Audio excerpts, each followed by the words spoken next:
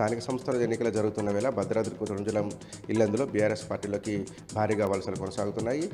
ఇల్లందు మండలం రొంపేడు గ్రామ పంచాయతీ చెందినటువంటి న్యూ డెమోక్రసీ నేత మాజీ సర్పంచ్ శంకర్ ఆధ్వర్యంలో 50 కుటుంబాలు బీఆర్ఎస్ పార్టీలో చేరారు. వీరికి బీఆర్ఎస్ పార్టీ నియోజకవర్గ ఇన్ఛార్జ్ మాజీ ఎమ్మెల్యే హరిప్రియ నాయక్ గులాబీ కండువాలు కప్పి పార్టీలోకి ఆహ్వానించారు.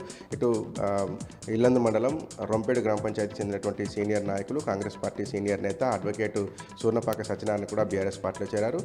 జిల్లా గ్రంథాలయ సంస్థ మాజీ చైర్మన్ దిండిగల్ రాజేందర్ వీరికి గులాబీ కండువా కప్పి పార్టీలోకి ఆహ్వానించారు. స్థానిక సంస్థల ఎన్నికలు జరుగుతున్నటువంటి సందర్భంలో వివిధ పార్టీలు చెందినటువంటి నాయకులు కార్యకర్తలు బీఆర్ఎస్ పార్టీలో చేరడం వల్ల ఆయా గ్రామ పంచాయతీలో బీఆర్ఎస్ గెలుపు సునాయాసం అవుతుందని, పెద్ద ఎత్తున వివిధ పార్టీలు చెందినటువంటి నేతలు బీఆర్ఎస్ పార్టీలో చేరేందుకు ఉత్సాహం చూపిస్తున్నారని నాయకులు తెలియజేశారు.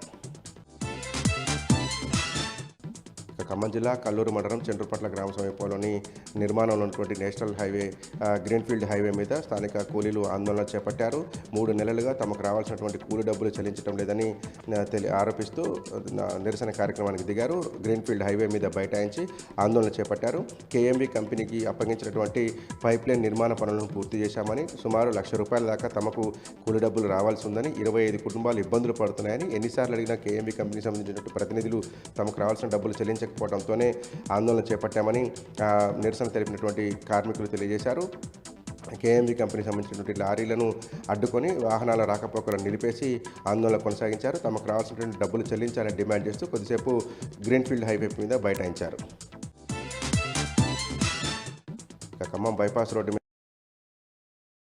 రోడ్లో వేగంగా వెళ్తున్నటువంటి ఒక కంటైనర్ లారీ అకస్మాత్తుగా బ్రేక్ వేయడంతో వెనకాల వస్తున్నటువంటి స్కూల్ బస్సు ఢీకొట్టింది. ఈ ఘటనలో 2 విద్యార్థులకు స్వల్ప గాయాలవడంతో అంతా ఊపిరి పీల్చుకున్నారు. ఖమ్మం బైపాస్ రోడ్లో వేగంగా వెళ్తున్నటువంటి కంటైనర్ లారీ ఒకసారిగా సడన్ బ్రేక్ వేసింది. ముందున్నటువంటి ఆటో బ్రేక్ వేయడంతో కంటైనర్ లారీ డ్రైవర్ బ్రేక్ వేయాల్సి వచ్చిందని, ఆ వెనకాల ఉన్నటువంటి ఒక ప్రైవేట్ స్కూల్ బస్సు వెళ్లి వేగంగా ఢీకొట్టిందని, ఈ ఘటనలో 2 విద్యార్థులకు గాయాలని, బస్సులో ఉన్నటువంటి మిగతా విద్యార్థులంతా భయాందోళనకు గురై ఒకసారిగా ఏడుపులు పెడబొబ్బలతో ప్రత్యక్ష సాక్షులు తెలియజేశారు.